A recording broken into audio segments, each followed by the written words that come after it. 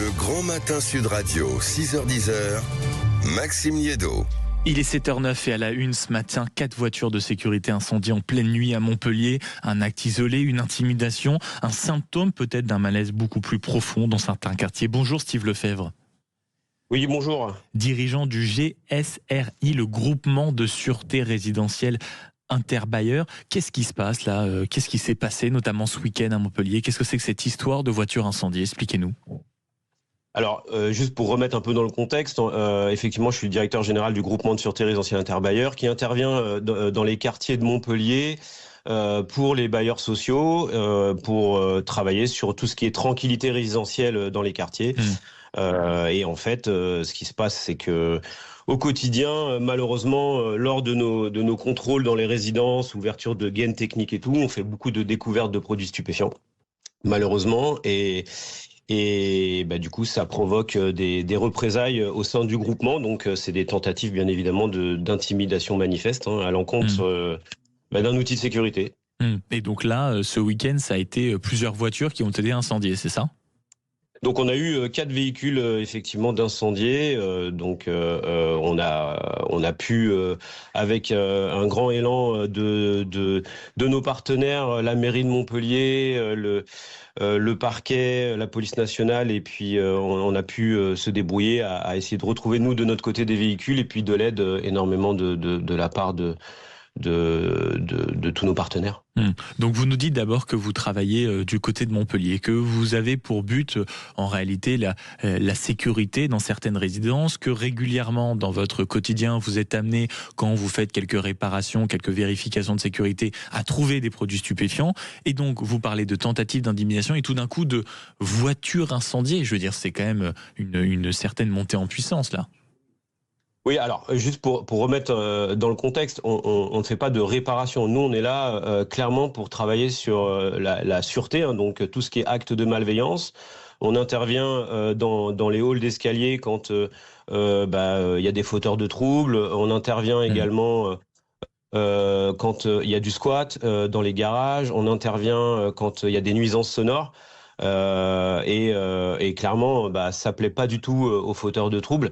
En revanche, je tiens à le souligner, on a fait quand même plus de 85% de satisfaction des locataires. Dans certains quartiers, nos agents ont quand même été applaudis. Donc, en fait, ça révèle clairement une situation où on peut pas, qu'on peut pas mettre de côté. Et nous, en tout cas, à Montpellier, on a trouvé une solution qui est le GSRI, sous l'impulsion du maire de Montpellier, Mickaël Delafosse. Mais ça veut quand même dire qu'à partir du moment, pardonnez-moi, on en est à prendre ce genre d'initiative, et je n'ai aucun sujet sur le fait que votre groupe et votre groupement fassent un travail absolument extraordinaire. Néanmoins, ça veut dire que l'ambiance est telle à Montpellier que ça nécessite ce genre de groupe.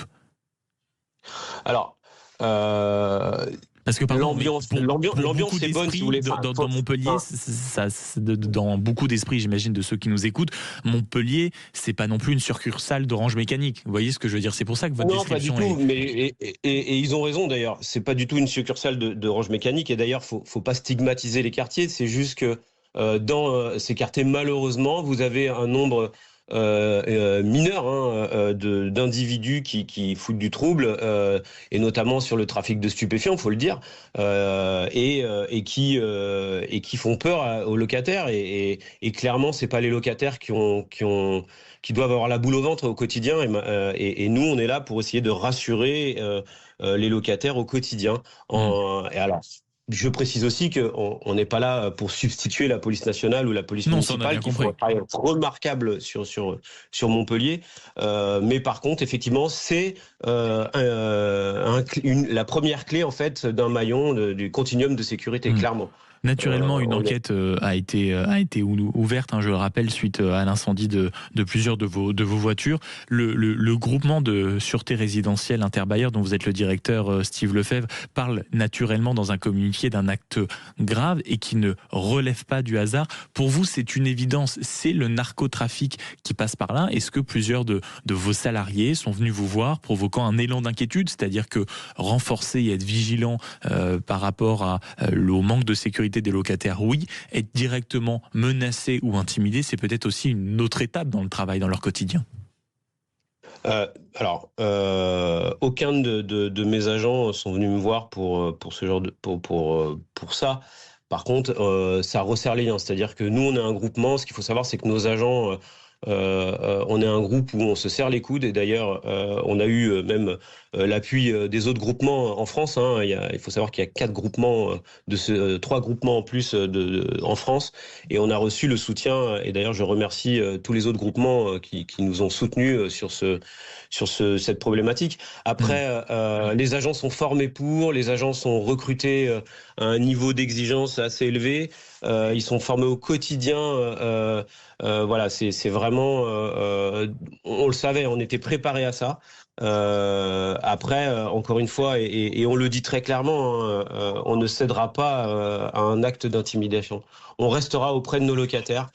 Parce que dans ces quartiers, vous avez des fauteurs de troubles, mais vous avez aussi beaucoup de gens qui travaillent et qui sont ravis de nous voir au quotidien. Ça j'en doute pas, Steve Lefebvre. Une dernière question, est-ce qu'il y a moyen, est-ce qu'il y a un risque à un moment que, par exemple, Montpellier subisse ce qu'a, par exemple, subi Marseille, avec parfois des salariés obligés de quitter leur lieu de travail, parfois, on l'a vu aussi à Paris, des grandes agences, des grandes marques obligées de délaisser un peu leurs locaux ou obligées d'escorter de façon privée, avec une sécurité privée, leurs salariés. Est-ce que ce n'est pas aussi un risque que ça arrive à Montpellier quand vous décrivez les faits pour lesquels on vous invitait ce matin?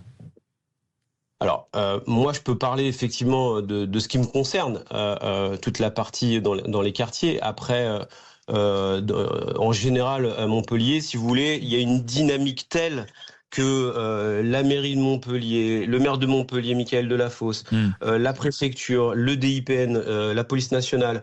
En fait, si vous voulez, à Montpellier, il y a un tel élan sur la sécurité que toutes les choses sont faites à tous les niveaux. Bien sûr. Vraiment pour que ça se passe bien. Et ça se passe bien. Et ça se passe bien, clairement. On le voit, vraiment. Bon, vigilance quand même suite à cet incendie des 4 voitures, notamment du côté de Montpellier. Merci beaucoup, Steve Lefebvre, d'avoir été avec nous. Je rappelle que vous êtes le dirigeant du GSRI, Groupement de Sûreté Résidentielle Interbailleur. Il est 7h16.